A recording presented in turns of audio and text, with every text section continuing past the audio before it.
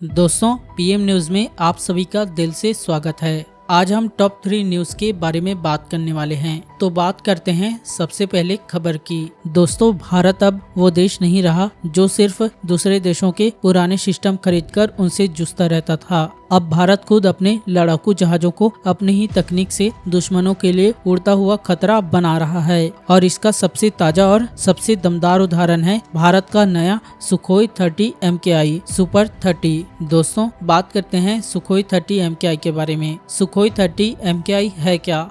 दोस्तों, Sukhoi 30 MKI को आप जानते ही होंगे। भारतीय वायुसेना का सबसे ताकतवर और सबसे ज्यादा तादाद में मौजूद फाइटर जेट। कुल मिलाकर 272 सुखोई 30 MKI भारत के पास है और ये करीब पिछले 20 सालों से हमारी एयरफोर्स की रीढ़ बने हुए हैं। लेकिन वक्त के साथ टेक्नोलॉजी बदलती है, दुश्मनों के पास नए फाइटर जेट आ गए हैं और ऐसे में भारत ने तय किया है कि अब हम अपने सुखोई 30 को इतना खतरनाक बना रहे हैं कि वो किसी भी राफेल J-20 F-16 के सामने खड़ा हो सके।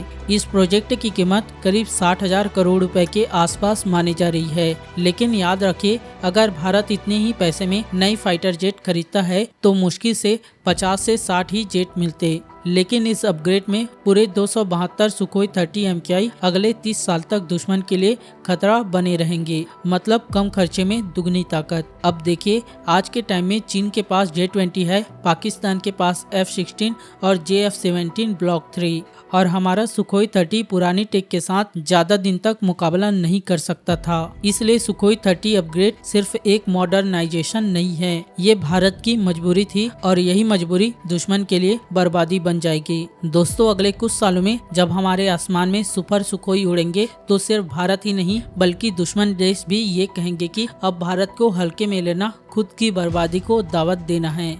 दोस्तों, अब बात करते हैं दूसरी खबर की, जहां ट्रम्प सरकार का मानना है कि उसने भारत पाकिस्तान की जंग को रोकी थी। आखिर इसके पीछे की सच्चाई क्या है, आइए समझते हैं।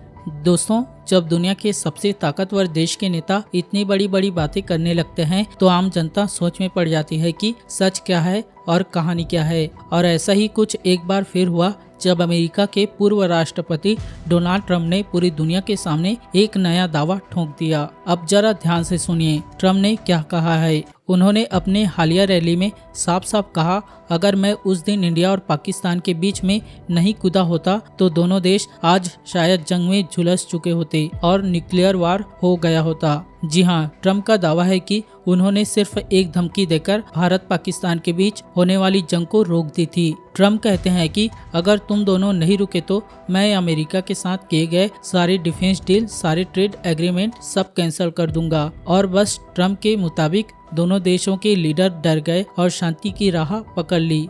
देखिए, ट्रम्प का ये बयान नया नहीं है, पहले भी 2019 में और फिर 2020 में वो ऐसे दावे कर चुके हैं।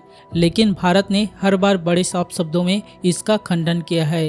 भारत सरकार ने कहा है कि इंडिया और पाकिस्तान के बीच जो भी सीज फायर या तनाव कम हुआ वो सिर्फ और सिर्फ हमारे DGMO लेवल की बातचीत से हुआ, ना तो विदेशी दबाव थे और ना ही किसी अमेरिकी हस्तक्षेप। अब थोड़ा पीछे चलते हैं। 2019 में पुलवामा अटैक हुआ, CRPF के जवान शहीद हुए और भारत ने बालाकोट में एयर स्ट्राइक कर दी। इसके बाद पाकिस्तान ने जवाबी हमला करने की कोशिश की। अभिनंदन का MiG-21 गिरा और वो पकड़े गए। तब माहौल वाकई में बहुत ही गर्म था। दोनों देशों की सेनाएं हाई अलर्ट पर थी।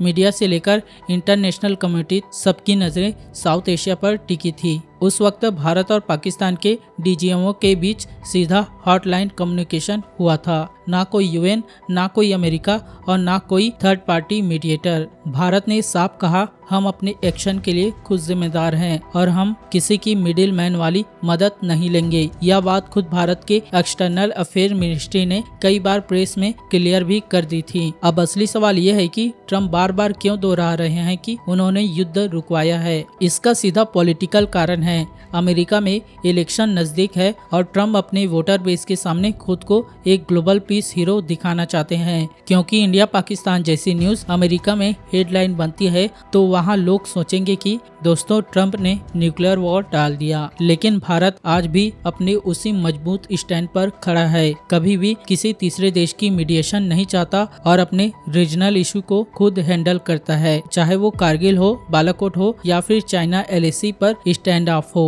भारत हमेशा अपनी ताकत पर और रणनीति से जवाब दिया है। दोस्तों अब बात करते हैं तीसरी खबर की। ऑपरेशन सिंदूर के बाद जब पूरा देश ये सोच रहा था कि पाकिस्तान सबक सीख चुका है, जब LOC के पार भारतीय सेना की गोलियों ने आतंकी अड्डों को राख में बदल दिया था, तब पाकिस्तान ने एक बार फिर साबित कर दिया कि वो ना तो सुधर सकता है और ना ही अपने नापाक इरादों से पीछे हट सकता है। तकरीबन 7 मई 2025 को भारतीय सेना ने एक ऐसा ऑपरेशन लॉन्च किया जिसने पाकिस्तान और ISI की नींद उड़ा दी। ऑपरेशन सिंदूर सिर्फ एक सैन्य कार्यवाही नहीं, ये आतंक के खिलाफ भारत का सीधा जवाब था। 9 बड़े आतंकी कैंप तबाह कर दिए गए और 100 से ज्यादा आतंकवादी और तौर लिपा वैली जैसे इलाकों में भारी तबाही का मंजर था। लेकिन अब जो खबरें सामने आई है वो और भी खतरनाक है।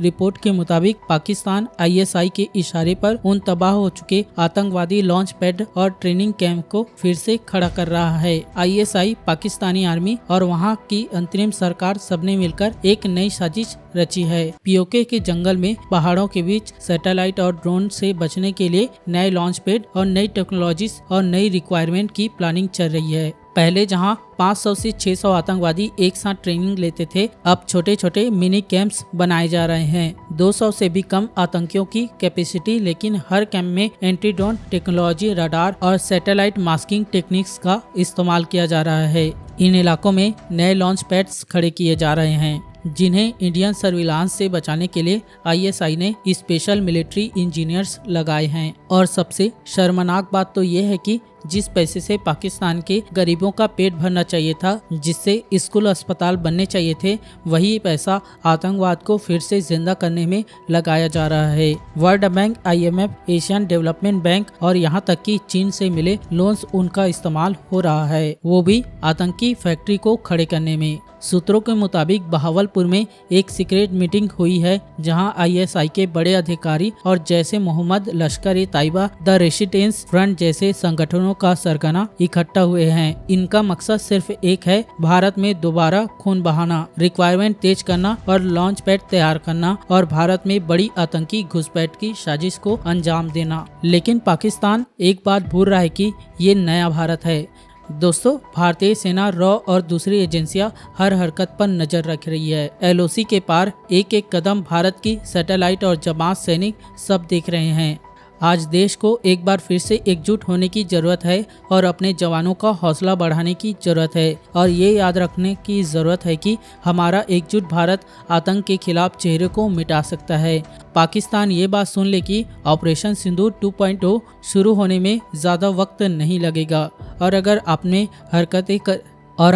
हरकतें बंद नहीं की तो आप इसका अंजाम जानते हैं।